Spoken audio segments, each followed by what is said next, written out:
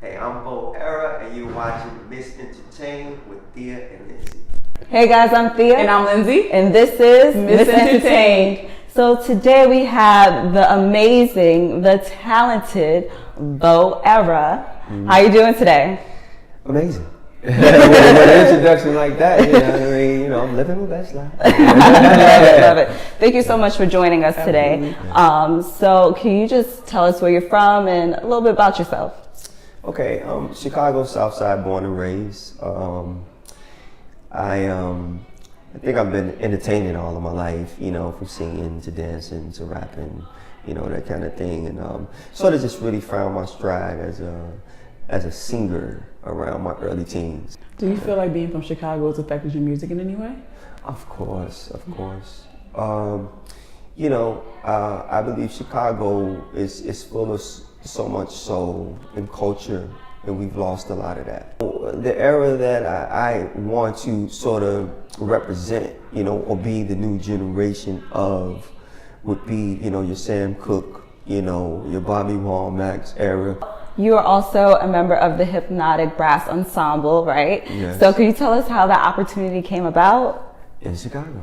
In Chicago. That's where it started. So we, Hypnotic, used to street perform on the streets of Chicago, Michigan Ave. Myself, I would be performing underground. So we would see each other in passing, what up, drop a few dollars in the bucket, keep it moving. When I moved to New York, around 2012, I bumped into one of the bros walking in Union Square. So we started vibing. They told me what they were up to, and I was just like, yo, y'all playing with Prince? I'm like, what? My mouth dropped.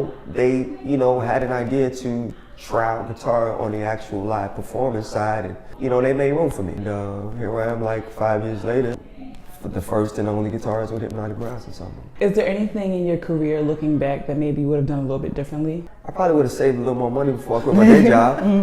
Okay. Yeah. That's the one.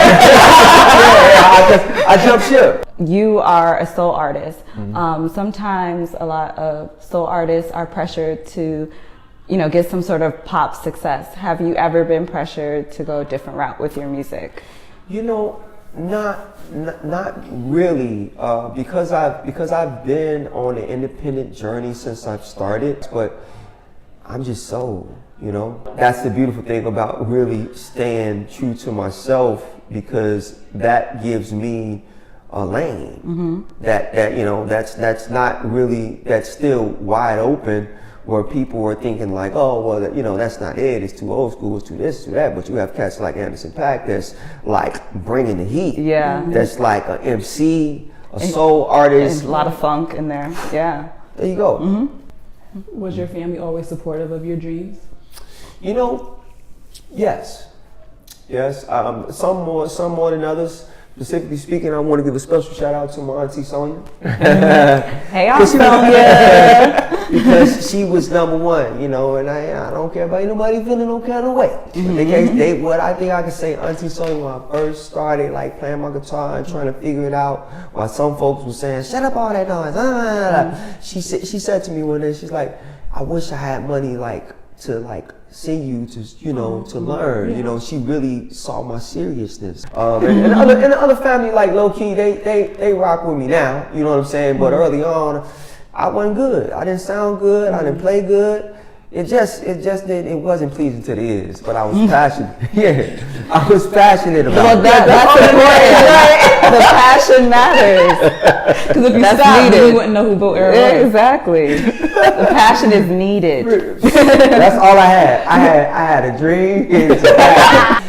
I was trash. I want to hear this. Without getting yourself in trouble, is there anything crazy that you see during your performances? Well, what happens on tour stays on tour. It's like Vegas. You're currently working on your second project, correct? Yes.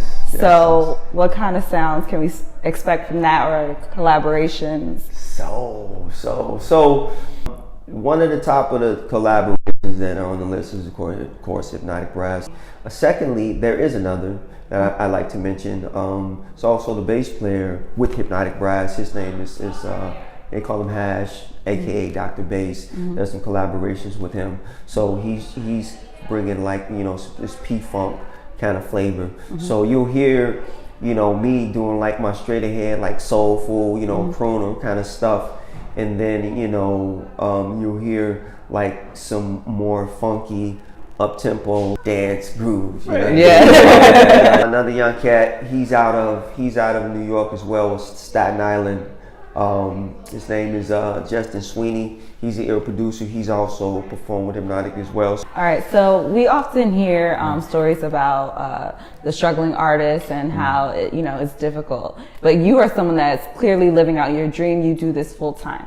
So what advice would you give to a younger artist who's out here just trying to make it? First and foremost, you have to be willing to face your fears. And it's the fear of the unknown. Everything about my journey has been a faith walk. So it's just kind of like, you have to be a visionary. You have to say like, yo, like, I don't care what it looks like. I don't care what it feels like. But you have to really like, you know, keep your eye on the prize. It's just like, yo, like, I believe. And every day you got to tell you this. Like, it's like every day. Well, I do have one very important question for you. Deep dish or thin crust? Ooh. That's a no-brainer. Because I'm Chi-Town all the way. And I know East Coast don't really get down with the Midwest deep dish.